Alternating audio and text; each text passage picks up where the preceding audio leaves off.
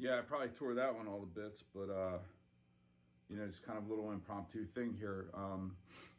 Kind of got me going to want to put something down in a video and post it up. Paul Kossoff, All Right Now, and what a killer tune that is. So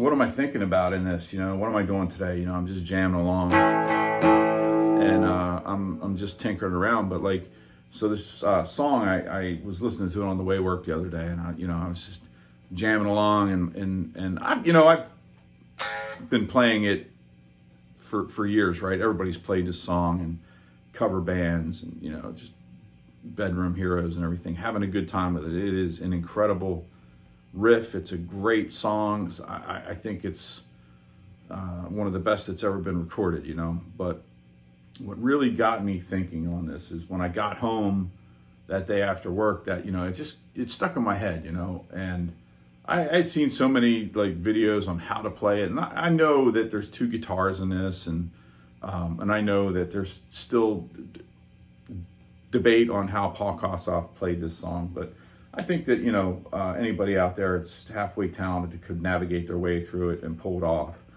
Unfortunately, in today's day and age, it sucks that he's not around, because he could probably, lay the law down on how he put it down. But I was going through a bunch of YouTube stuff, and I came across the isolated guitar track. And, I'm always interested in that stuff, to hear just the guitar, because when the guitar is put into the mix of a recording, or you double it or you add another guitar on it, but when you listen to the isolated guitar track of just the guitarist sitting there playing, man, sometimes it's just a revelation, right? You start to realize that, hey, man, that's not how I hear it in the song, right? And even for people who are musicians and play instruments like most of us are out there, we listen to music far differently than most other people do that don't play instruments or are not sound engineers or anything like that. So, you hear it differently. And this is one of the songs, when I heard the isolated guitar track for the first time a few days ago, I was like, whoa, this is incredible, because I hear the guitar, and like I said, I can pick it out, but the tone sounds more distorted in the song, and more, I shouldn't say more distorted, but it just sounds something, it's more of something, that forwardness to it, right? And even when the guitar is just playing its little, in between all of the other instruments coming in the recording, when you hear the isolated guitar track, and I know that there's post-recording processing and all that stuff, but you hear the guitarist, you hear and you visualize, at least for me, and I don't know, maybe some of you guys do, I visualize Paul Kossoff in the studio with an amplifier mic'd up and his Les Paul, and he's just playing it, And the great thing about it is as you listen to the isolated guitar track, it's obvious that this is played and recorded. It's not finding a perfect take on the rhythm part of the song and then the chorus song part of the song, and then chopped up and repeated and spliced in something like Pro Tools. This is analog recorded, through and through. It's the guy playing the guitar and that organicness about the recording. And I'm just using this because this was an example, and I know this exists in tons of other music out there, and this is by no means a critique of the modern recording process and digital audio engineering and all that stuff. I'm not saying it's bad, but part of the reason I think that people from my generation, which is Generation X, and especially my dad's generation, who listen to tons of different music and stuff like that, think that the old way is better. And I really don't want to say it's better, but I think it sounds better. Pick a modern rock song, with a guitar track in it, and I guarantee you there's no variation in that guitar throughout the entire song. Each chorus, that riff is going to be exactly the same. There's going to be no organic variation to it. And when I say that, don't think that I'm talking about the guy's making a mistake while he's playing or he's screwing it up, but you can hear, especially in the isolated guitar tracks, especially for All Right Now by Free, that Paul Kossoff is playing the guitar, and you can like I said, you can put yourself in the room watching him and just feeling the sound, and you can feel the ambiance. You can feel the space of the room, and but more importantly, you can feel the guitar and how the person playing it is adding his personal inflection to it, you know, in the style. And I'm not talking about the arrangement of notes and chords, but just the fingering of the notes. And there's variances, there's variations in everything. You know, every chorus is a little bit different. Every riff is just slightly different. It's not a mistake. It's just different.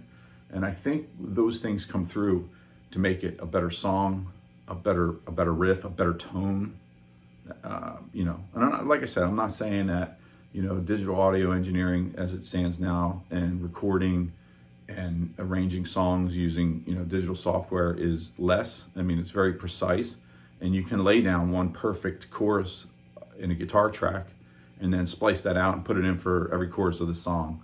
You can record a perfect, you know, melody and, you know, spliced out and put it in for, you know, you can build a song out of, you know, 2 minutes of playing an instrument and make a 4-minute song out of it, or even, you know, nothing wrong with that. Doesn't make it less. I mean, because there's still the songwriter still has an idea that they bring forth to make bloom. But, you know, when you got somebody just sitting there playing guitar and it's being recorded, and, you know, whether they're playing to a click track or they're, you know, playing to the vocals in their headphones or whatever, there's something to it. I think it makes the song better, you know. So, you know, I guess,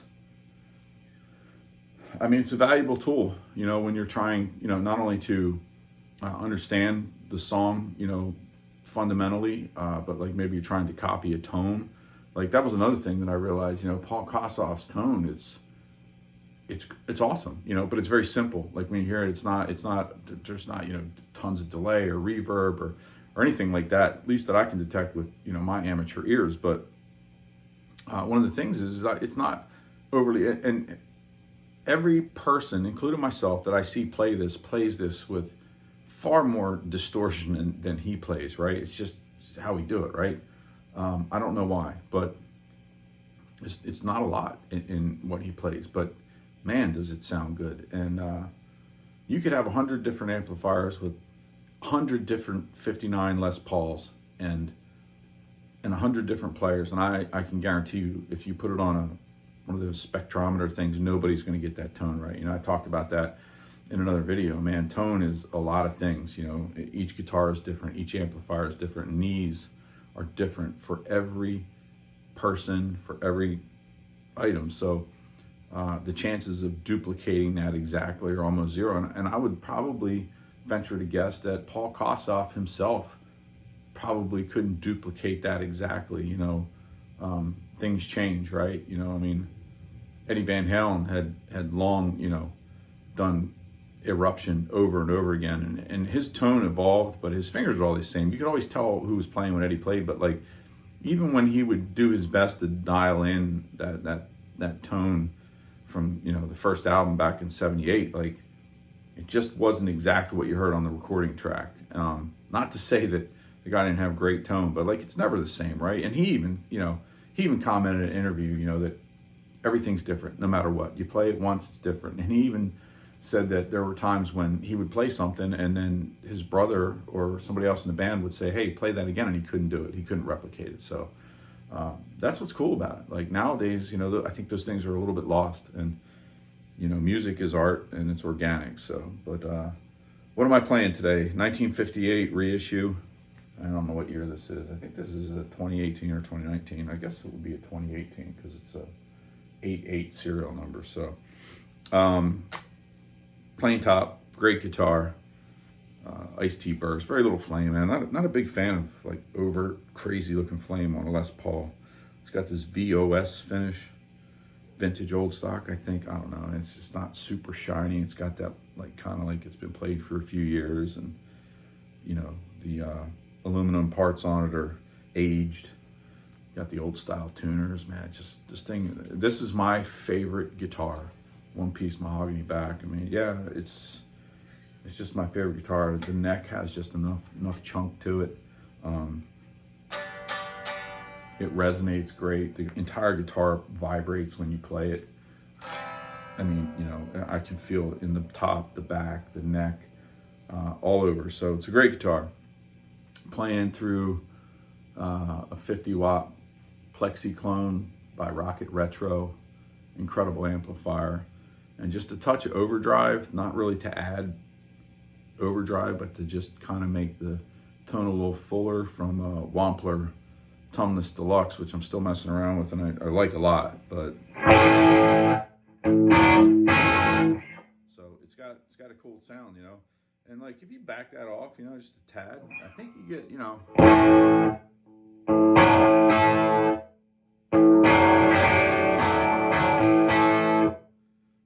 Like I said, it's not bad, but it's not Paul Kossoff. But so yeah, there you have it. Get your Paul Kossoff on, like Joe Bonamassa would say. Guy was an incredible player, and like I said, you know, nowadays, like you have so much access to music, right? You know, you can find an interview with your favorite artist, and they'll probably be showing how they played their favorite, you know, most favorite riffs, you know. But unfortunately, a lot of these people were gone too early, and they weren't able to get into the digital age where they could be accessed, you know. That's one of the great things about the digital age, right? You know, you can just go on YouTube. Hey, I want to research a video about Nikki Sixx, and you'll find a billion interviews with Sixx, and you know, his YouTube channel and his podcast and his interviews, and it's all there. Can't do that with Paul Kossoff, huh? Not in any way that we're used to enjoying now, and that really sucks, you know, because he's considered one of the greats, and had some of the greatest tones, and had, you know, one of the iconic 59 bursts that are out there. So, and that's interesting, and that's a whole nother discussion, right, on this 59 burst craze for another video. But yeah, if you won the Powerball, would you buy a 59 burst, a real one? And if you could, which one would you buy, right? I think that all the time. Would I? I don't know. But you know, I saw an interview with Butch Walker, right? You know, great record producer, great musician, great songwriter, great artist, great performer. And he lost a bunch of guitars in a flood in Nashville. And he was talking, he's like, yeah, a lot of them were vintage guitars. He said, but they played like shit. And he's like, what's the point of spending all kinds of crazy money on vintage guitars if they sound like shit?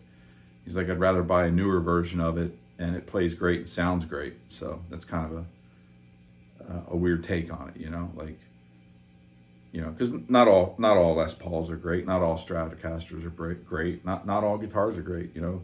To be honest with you, I think the vast majority of expensive guitars are all mediocre, and there's gems in every one of them, you know. And I've never been fortunate enough to play a real 59, but I bet you they're not all great.